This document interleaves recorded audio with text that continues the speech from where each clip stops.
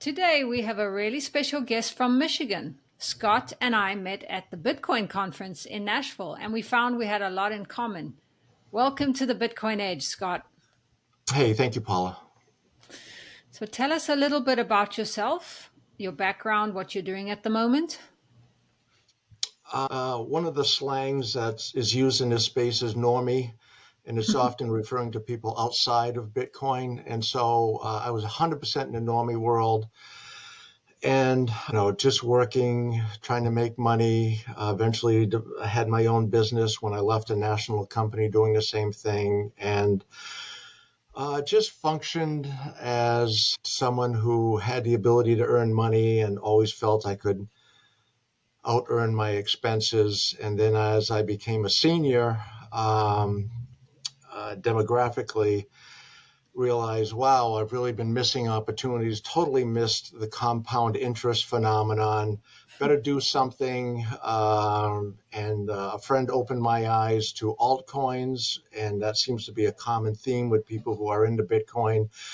Stumbled through that, made a lot of mistakes, learned about Bitcoin, and then that just became 100% of what I do, and got into it in 2021, and ever since that, just been immersed in trying to learn as much as I can. Why do you think so many of us go the altcoin way? Just part of the journey? I don't really know. My reason was the person that got me involved in it he was younger, had more of a gambling casino kind of mentality. I think that personality is drawn to altcoins. That's not me. And as I tried to understand my uncomfortable experience with altcoins and the whole language of it, I somehow stumbled onto Bitcoin. And the more I stumbled it, the more it was what I was about, how I function, how I think. And then I just started listening to amazing people in the space. And the first one that really that put the hook in me was Robert Breedlove, his series, What is Money? And specifically the 1 through 9 with Michael Saylor. And that was so enlightening. So, when you found Bitcoin the first time, did you know what is money, what money was? Did you know about central banking? How did that start for you? That all came out of the conversation between Robert Breedlove and Michael Saylor. No, I was illiterate about those things. And of course, as you go deeper and deeper and deeper, you find the book, The Monster of Jekyll Island. And it never ends. The slang they use is falling down the rabbit hole. And I don't know if there is a bottom. I'm not even close. And I haven't logged it, so I can't tell you exactly, but I know I've got over 3,000 hours of studying it. And Michael Saylor's thing is, spend 100 hours to get your head wrapped around it, spend 1,000 hours to get a depth of understanding. And I work really hard at it, and I'm still at the beginning. It feels like I'm at the beginning. There's so much happening. Well, it's a great place always to be learning. You mentioned that you got to a point in life and you realized that you needed to take care of your financial future more. Did you notice inflation at the same time? Before I really got into Bitcoin, I didn't. And what's hilarious to me is some of the things you'll hear people talk about, especially financial people in Bitcoin, is they'll relate it back to past events and they'll relate it back to '08. Well, I fully experienced '08. That was dramatic. They'll take you back to the .com bust, and I remember that, but it really didn't affect me all that much. And then they'll revert it back to what happened in the late 60s, the early 70s. Well, I was in high school and college then. It had zero effect on me. And I remember, because I went to a prestigious college, a lot of my friends there came from wealthy families, which I did not. And I remember them talking about, boy, these are not great times for the stock market. I paid no attention to that. But I remember them talking about how their parents were suffering and suffering. You don't suffer in college except, stress or you didn't study enough. And so it's later in life when I became aware, and that's my own fault. I should have become much more aware, after I graduated from college, but, I didn't, just had fun. Yeah, But like many of us. And yeah, we but I'm keenly aware of it now. And, the 2% inflation, which everybody accepts, that's, just what is we accept as normal. Now we understand as theft. Now we understand that when we work and get paid, we're trading in a percentage of our life for that money. And you never want your life to be devalued. But here it is in the system devaluing your life. And then when you look at what the dollar was worth in the 1930s or the 1950s and what it's worth today, it's shocking. It's just shocking. So it seems like a lot of people are waking up now because inflation is so high. Yeah, it's much higher than the 2 to 3% they say. And it's eating away at our purchasing power. I still think most people don't see it as theft because we've been in the system so long, it seems like it's normal. Yeah, As Jeff Booth says, if the free market is deflationary, then everything should be getting cheaper. it never was in our lifetime. And we just accepted it. And, they kind of tricked us by, well, look at your house. Your house is going up in value. And if you're an earner, you're getting pay raises or your income is increasing somehow. And so you go, hey, I'm winning at the game. And we were in that. Oh, some people are using the phrase matrix now. We're in the matrix and we think we're winning and we're just losing at a slower pace than others. And it's a con game, and I was a part of it, and now I'm working my way out of it. I'm not to the point of just Jeff Booth. We're thinking strictly in Bitcoin and not in fiat. I'm earning fiat, but I've elevated my game to I'm earning in fiat and as fast as I can transferring it into Bitcoin. As my fiat devalues over time, my Bitcoin goes up. And because I think we got into Bitcoin roughly at the same time, our investments have roughly doubled, and I think they'll double again within the next 6 months. And there'll be no end to the increase in Bitcoin. So I have a lot of friends who are retired, and so it's starting to enter their minds with inflation. Do I have enough money put aside in retirement in my 401? Because so many of them are still in the fiat world. But with us, as we heavily invest in the Bitcoin world, that'll never be a concern of ours because Bitcoin will continue to go up. Not in a straight line, but if you look at it over a long enough period of time, it just steadily goes up. It's never going to stop. So if I'm not foolish, I'll never outlive my Bitcoin. And wow, does that help you sleep at night? And as we know, Bitcoin is volatile. What gives you the conviction that it's going to continue to go up? Um, you know, we all in the Bitcoin space like to think of ourselves as intelligent and aware and on top of things, but we quickly learned that there are those that have been studying it longer, are into it harder, and those are the Robert Breedloves and the Michael Saylors and the Saifedean Ammous and the Preston Pysh, and there's so many.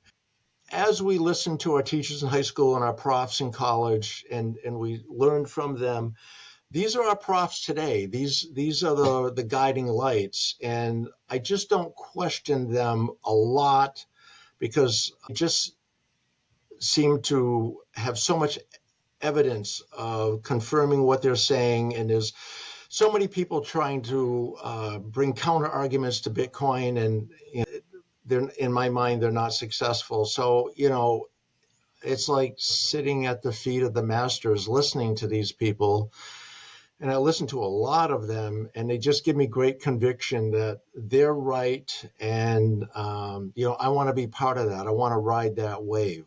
I did not do it at all, the way the traditional finance people are doing it. I listen to these people, and when you listen to them, listen to their podcasts, read their books, it's it's enlightening. Yes, I agree. There are so many smart people out there in this space, and this channel is focused more on the new people. And you remind me that when we first come in, many of us didn't learn about money. We didn't learn about the history of money in school. We didn't learn how central banks work. But there are some incredible books out there, like the Bitcoin Standard and Price of Tomorrow and many others, that re-educate us. And that's why it's really a rabbit hole. First, we notice the problem. Everything's getting more expensive. Something's not quite right. And then we go down the rabbit hole. So on your rabbit hole journey, what do you think stood out the most? My shocking ignorance. And one of the things that's always worked for me once I started paying attention to it, and there's a lot of names for it. Some people call it the quiet voice inside, or your spirit, or your soul, or, so many names. Um, but I started realizing the wisdom that was there and following my intuition. And so I went to a liberal arts school and started with economics. And as I got into it, it just didn't make any sense to me. Of course, it was not Austrian economics; it was Keynesian, and it just was a voodoo science to me. It was nonsense. So I got out of that and got into another field. Then when you listen to these people, especially ones like, Seyfedin, who, was a professor himself at one time, you just become aware of how amazing it is relative to, you addressing people coming into it. Once you really start going down that rabbit hole, if you're like us, you have a hunger for it that never ends. Your thirst is never quenched. And sometimes we forget where we were when we began. And so I kind of see your podcast addressing some of that. And one of the things I had no idea, no concept of when I started down the rabbit hole was, um, and to distill it down to a statement, it's you can't change Bitcoin, but Bitcoin will change you. And I heard it and it registered, but I didn't have any depth of meaning. And then I start running into people like Texas Slim in the Beef Initiative, and he's into Bitcoin. And I go, what's the connection there? There's no connection there. But then when you really get into it, you realize Bitcoin is connected to everything. It's connected to your health, to the food, to exercising, to have a saving mentality versus a spending mentality. And that's not our culture, our system at all. We are a consumer society. And I think Bitcoin will slowly change that. So instead of, just constantly buying things that 3 years later, maybe you don't even have or aren't that valuable to you anymore because it was an impulsive buy, you save and you buy Bitcoin. And then as you see your whatever dollar amount, as Michael Saylor calls it, a melting ice cube, you see your Bitcoin go up in value. Now, it's not going to go necessarily up in value today. And because you and I got in 2021, we see it up to 50, down to 16, back up to 50. So if you have conviction when it goes down, you're not, oh my goodness, what's happening? You go, Bitcoin's on sale, you buy it all the way down, you buy it all the way up. When it hit that last dip down to the high 40s, I was able to get in at 50, and I'm thinking to myself, how humorous this is. I was wringing my hands at buying at 50 when it went down to 20, and now I'm excited at buying at 50 because it's just going to go up, and my $50 buy will double within the next, 6 months. So it's just us learning, us becoming wiser through podcasts like yours and going to meetups. We get to be with other Bitcoiners. Nashville is my first Bitcoin conference. Just a great experience, and just when you're just beginning, it's hard because when you work with the normies in the world that are not into Bitcoin, they'll think you're a fool. They'll say you're going to lose all your money. So you need to you need to find your tribe, get in with that, and, have them confirm. You'll learn something from everybody that you come in contact with. And it's just amazing to me. It's kind of brought new excitement to my life. And what's really humorous for me is my parents moved from Florida to where I am in Michigan because they're in their 90s, and I'm helping them every day. But my mom's into Bitcoin, and she's into it because of me. But she's actually accumulated half a Bitcoin. Excellent. She's 90 years old. Wow, that's great. So those of us that are 50 or a bit beyond 50, we're a small percentage. I don't know what percentage people in their 90s is, but but I think it's going to explode over the next 12 months. And that's just from you talking to her. She gets what you're saying. Yeah, not in the same way we do, but she's suffered through the '08. My parents were retired. They had their nest egg. This is what we got. They lost a third of their nest egg, their retirement fund, through what happened, because if you were 25 or 30 when '08 happened, you just held tight and it's all come back. But when you're, their age and retired, you have a white knuckle grip on your finances. And yeah, I don't know if I'm going to be around when it comes back, 16 years later. And so it was frightening and it was horrific. And, they're part of the group that now is, Social Security is a big deal, getting that check every month. And, is that going to continue? And, there's so much uncertainty in the world today. And Bitcoin is that anchor that helps give you security, helps you sleep at night. If you view it from the long-term perspective, that's a learned acquisition. You reminded me, I said at the beginning we had a lot in common, but we spoke about this at the Nashville conference. My mom in 2008, she worked 30 years as a teacher in Zimbabwe. And in 2008, when that crash happened, the whole world was affected. And Zimbabwe took about 13 zeros off the money overnight.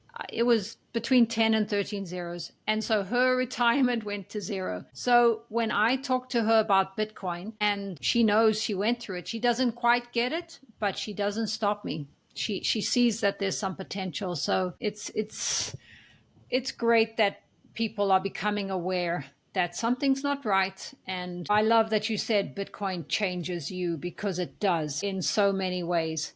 Even like you said, it's the delayed gratification. I think twice about what I'm going to buy today, because the That's a money to, new that's a new thing for us. yeah, yeah. Before it was, spend it now because it will be worth less in the future. But now we have somewhere to put it. And also what you said about health. Health matters. And I know you're also into fitness, health, and longevity. And tell us how that fits in to your plan.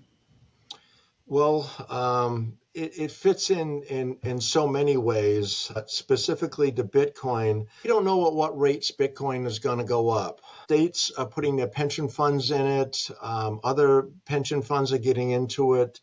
Endowments are getting into it. Large companies. But when nation states get into it, conceivably, Bitcoin could really run hard and fast.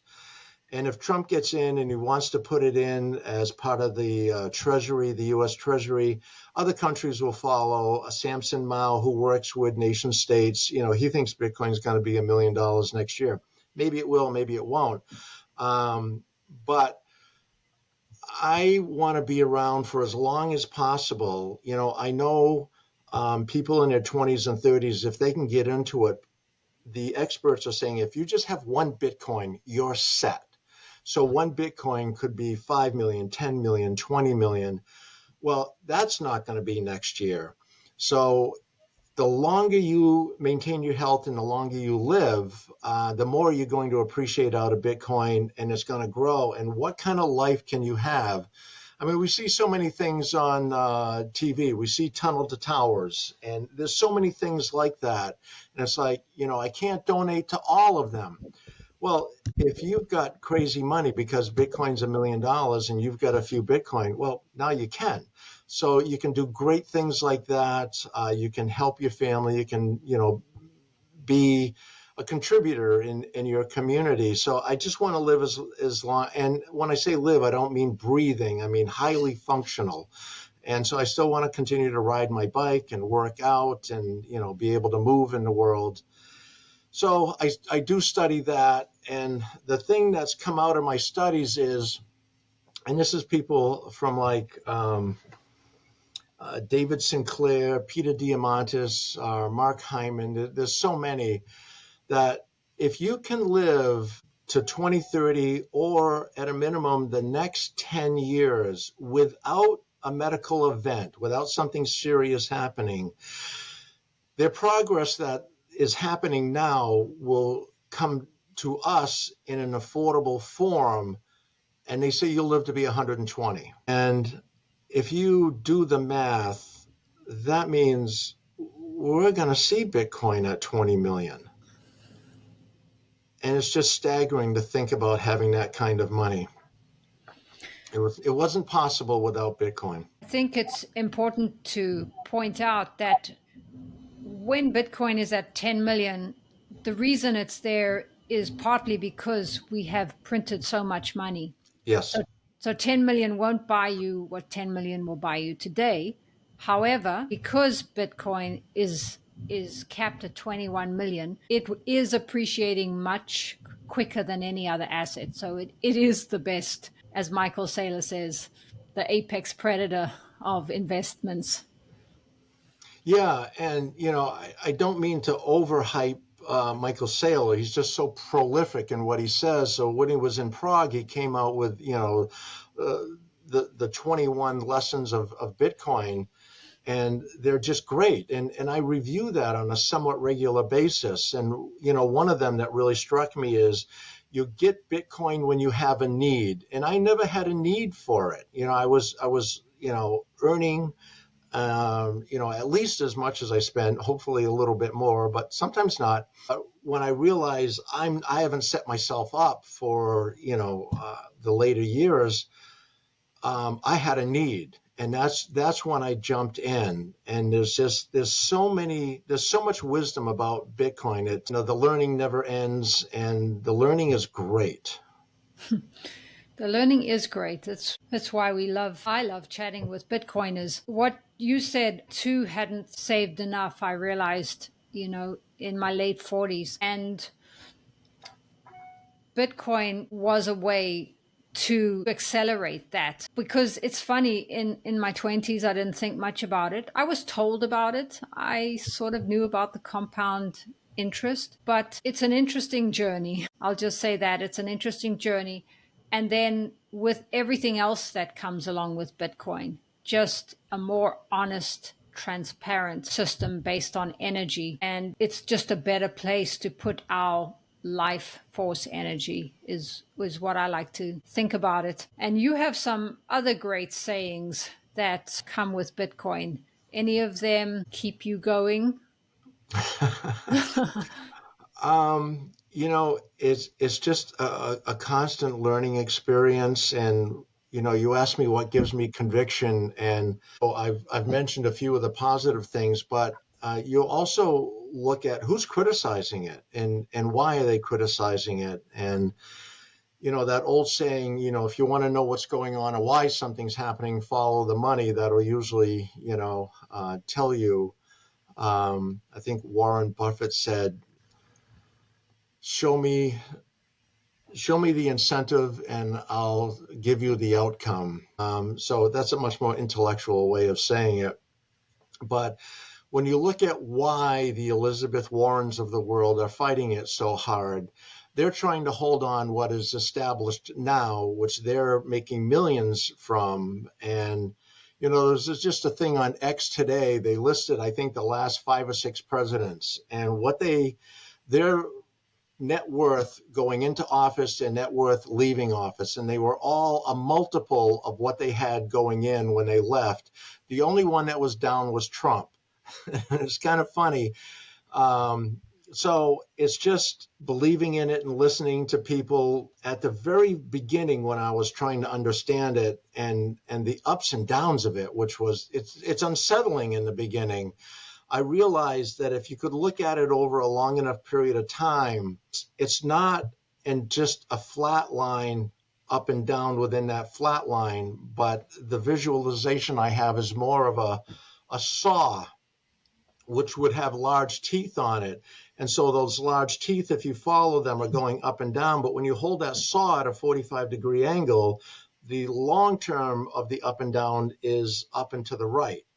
And we've been in Bitcoin long enough to experience that. I mean, we weren't investing in it when it was 100 or 1,000 or 5,000, but we see now we have been buying from 20 on up, and what a great feeling that is. And there's just great conviction.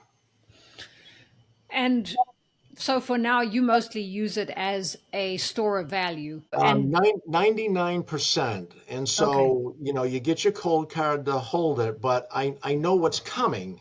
And so I want to try to prepare myself. So I have a hot wallet on my phone. I don't put a ton in there.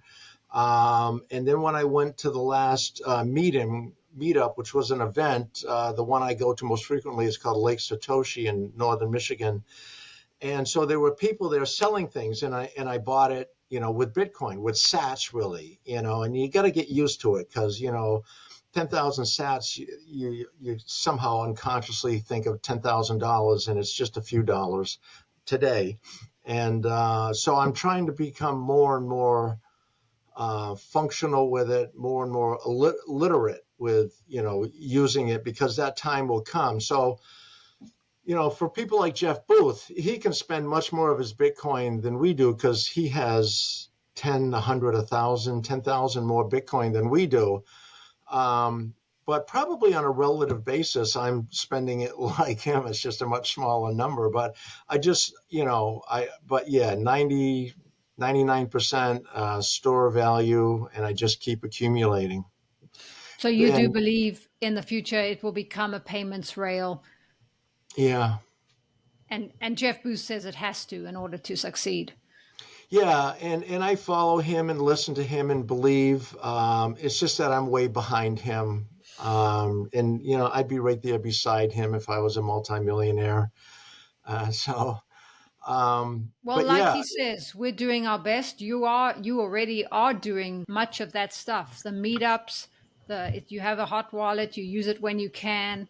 And like you said, we also have to save for retirement. Whereas some people who are already financially free, it's a little different situation. yeah, and that's our future, and I'm okay. I earned where I am. I don't blame anybody, but I see the way, and I'm participating in it. Whatever we can do to assist those that are going to be coming behind us, and I think the floodgates are going to be coming.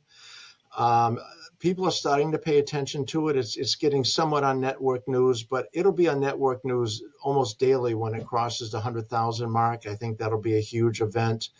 And then I think we'll have people coming up to us, what is this? Why are you doing it?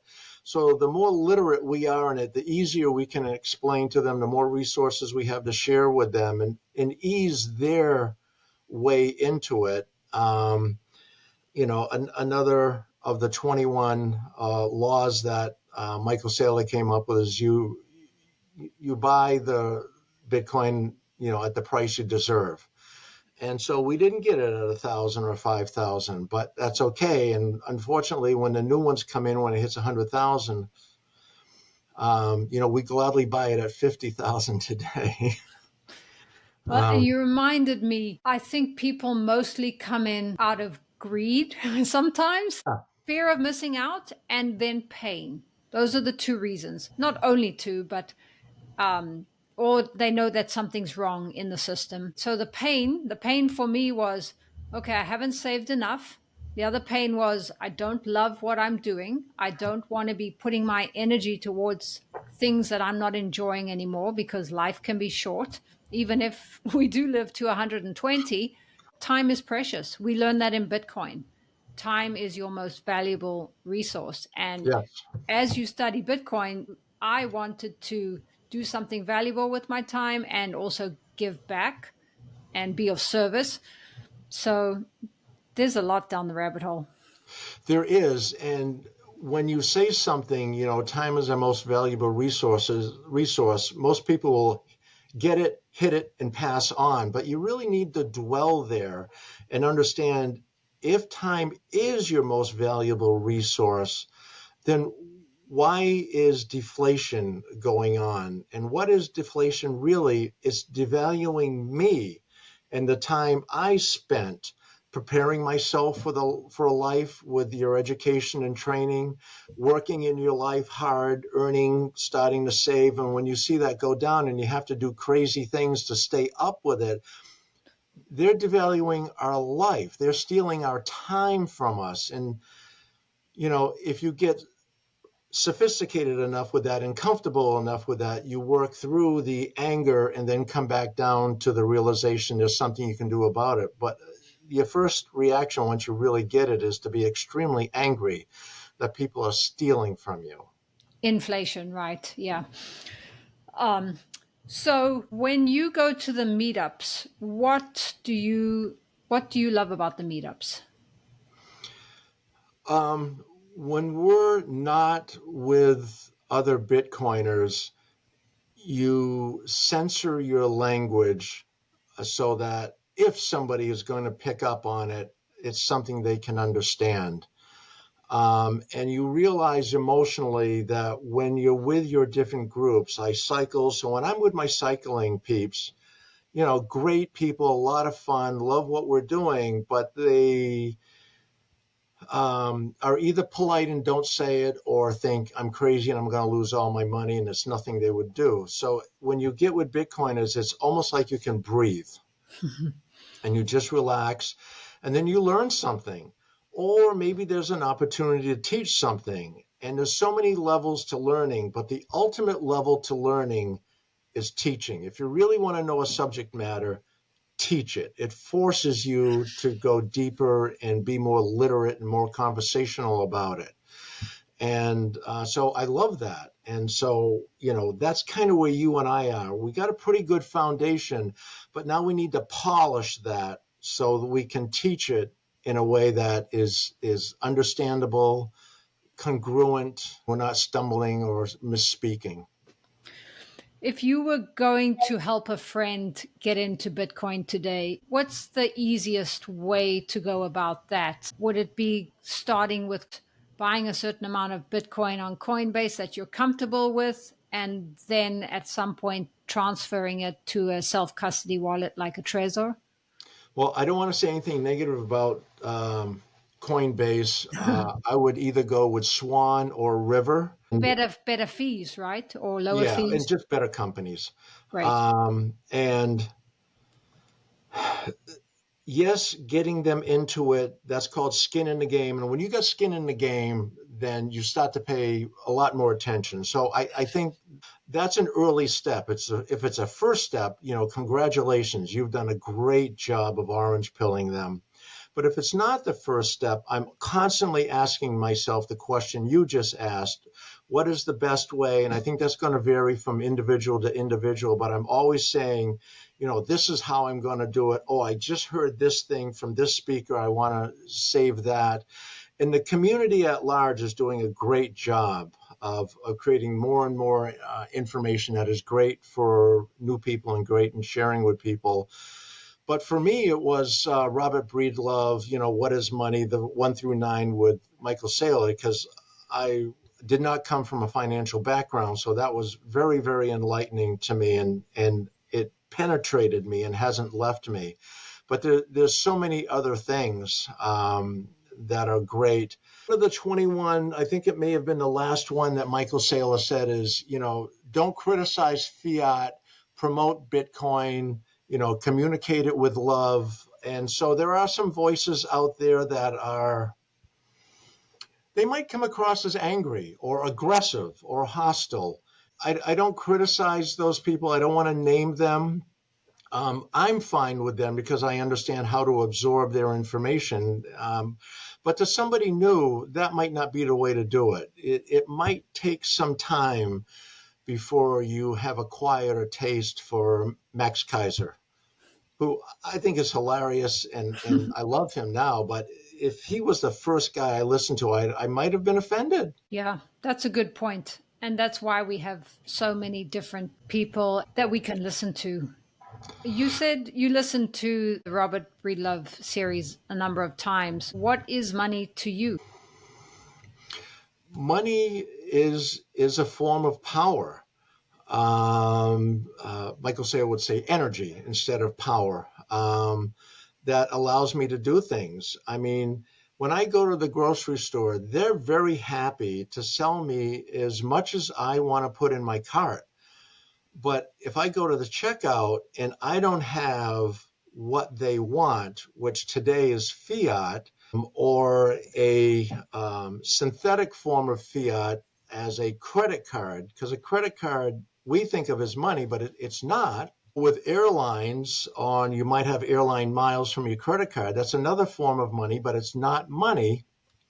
And you've got to have that. I like to eat. I need to pay my taxes. I need, pay my bills, and you've got to have something to give for that. So, it's the ability for me to live my life, and I'm not So it's complaining. it's a medium of exchange in the Yeah, very yeah, exactly. basic Yeah, basic sense, yeah, right? and I know Bitcoin will increasingly play a role in that and become more of a medium exchange. But our economy is way too sophisticated and complicated to go into bartering. Exactly. Yeah, that's where we started, and Yeah. now it's time for the digital economy.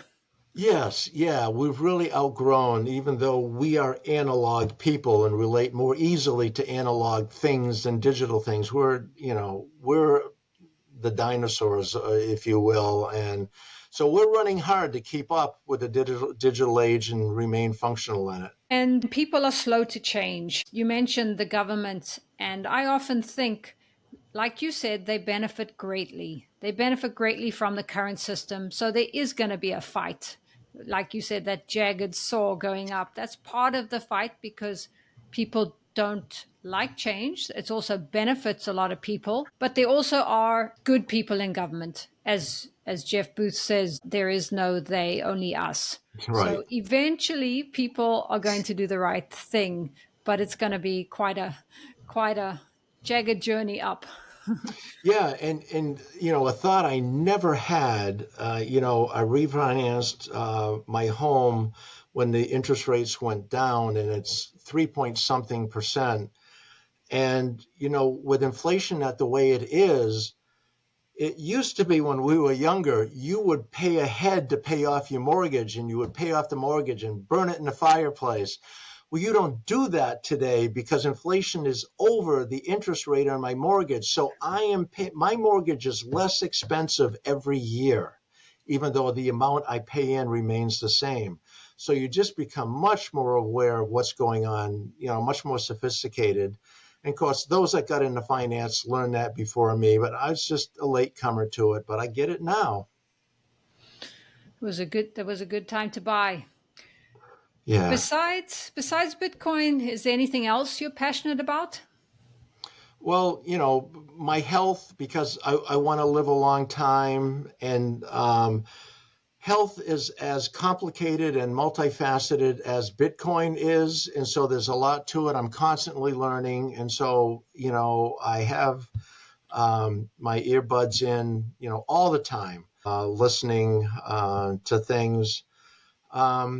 It's just going to be great being a part of the community as the community grows and more people come to it. And though it's challenging to realize this, but you know we're going to become knowledgeable ones about Bitcoin because at some point in time we will have been in it for so long, and we'll still look up to the OGs, but I've already bought my ticket to go to Bitcoin 25 in Vegas, and I don't see an end of when I will go. Not in the foreseeable future. There's so much to learn and so much to gain, but it's just just passionate about Bitcoin and where things are going. It helps me have a more positive outlook in my life. And that's part of my mom's belief. She's 90 years old. I walk with her every day. And this morning's walk, she was talking about how excited she is about the future. And she wants to move back to Florida. So she's going to drag me down to Florida. And, there's just for her, there's so much to live for. And I don't know if everybody who's in the retirement phase of their life feels that way. So it just has the potential to enhance one's quality of life dramatically. And I think when people study the blue zones of people that commonly live to be 100, the phenomenon there is, they have a reason for living. They have a belief system that, gets them out of bed and energizes them every day. I don't think if you're fiat based, you have that. I don't think if you're listening to the Elizabeth Warrens of the world, you have that. And, when I look at my classmates, uh, I don't think a lot of them have that. They're buying into, well, I'm getting old and, these pains, and they're not working through their pains. They're not out working out and, being active and working out with people that are younger than them. Most of the people I'm active with are 10 to 20 years younger than me. And I love that, and I learned when I was in high school, if you want to get better at something, participate in that, whatever it is, in golf or some academic endeavor, do it with someone better than you. You will learn from that, and don't be embarrassed by it. Be humble and learn from it. And that's just always worked for me. And there's plenty of people for us to learn from in the Bitcoin space. Those are words of wisdom. And I just want to say on the retirement, because I've worked with many elderly and I pay attention to that. I think a lot of people, either when they retire or at certain stage of life, don't know what their next purpose is after retirement. And having a purpose and having a passion and a reason is part of that, finding it. And like you said, in the fiat world, well, I'm sure there are some people who are doing well and enjoying their life. Having money that continues to at least grow or at least stay stable and not get deflated away is a big part of what I heard you say. It's you fix the money, you fix the world in many ways, because we don't have to be worrying about whether we can retire, because that's a huge stress on people. So obviously, yes, there's responsibility. A lot of people do not save and don't have that extra $1,000 if something goes wrong. So it is about being responsible, but also having a sounder money makes it a much better world. Yeah, 100%. And, Larry Lepard, Fix the Money, Fix the World, he's someone I really enjoy listening to. And it's just that spider web of things that become interconnected as you go down the rabbit hole with Bitcoin that you never thought, were connected. And it's just amazing. And I really enjoy it. And it's added a lot to my life. I've been doing what I do for decades. I'm not going to stop doing it. I might become what would be referred to as semi-retired and not grind the way I did when I was in my 30s and 40s and working those crazy hours. I think I'm down to, you know, the average week is probably not exceeding 40 hours anymore. So I think we've earned, smell the roses a little bit. But still, I'm going to continue, working because I love working with my clients. And for us, being around younger people energizes us. And then we can pour into them. You pick your spots, but you can pour into them because, you can speak from 10, 20, 30 years into their future. It's kind of cool. It is cool. That brings us to our last question, and you kind of alluded to it in that for me, freedom means being able to do what I want when I want to do it. not having to do things or work that I really don't want to do. I understand we got to brush your teeth, even if you don't want to brush them. Being able to have the freedom to do what I want to do. And that's what freedom is to me. And Bitcoin does represent freedom to many of us. So tell me, what does freedom mean to you? I think you just described it beautifully. And to give a specific example, when I bought my my pass, excuse me, to Nashville 20, Bitcoin 24 in Nashville, I looked at the three levels and, I went, whoa, to the whale. And I wound up going with the festival. So I got the least expensive pass, I could, and I'm not complaining, but I saw what happened. I saw what there is to get out of it. And in, in less than a week from being home from Nashville, I bought a whale pass for Bitcoin 25 Vegas. So to me, that's a specific example of freedom. And, why do I have that? Well, 10 years ago, when the car that I have now, I would have sold that and gotten a new one. But I didn't, because the car runs fine. It's paid for. I keep it in good shape. It gets me from point A to point B. It's no longer a status symbol, but my status symbol is not today necessarily a new car. It's having more Bitcoin and having the freedom to go, a whale pass is going to immerse me into this next Bitcoin conference. And I think each conference is more powerful because the community is growing. And, they had Robert F. Kennedy Jr., they had Trump, they had Vivek. I don't know how many senators they had there. And that's going to grow, that's going to continue. And so it's just, a specific example of freedom, for me to do something that just 8 months ago was, whoa, I don't think I could afford that. And I made the choice that I can. And freedom, when you go to bed at night and you close your eyes and you can fall asleep and you're not worrying about things, you're not worrying about your health. What does that pain mean? You're not worrying about paying bills, living the way you want to live, peace of mind. Wonderful. I'm definitely going to talk to you after you mingle with the whales in Vegas, and you're motivating me to get there too. So I, join me there. thanks so much for joining us today, Scott. I hope to Oh, you're see you there. welcome. I appreciate it.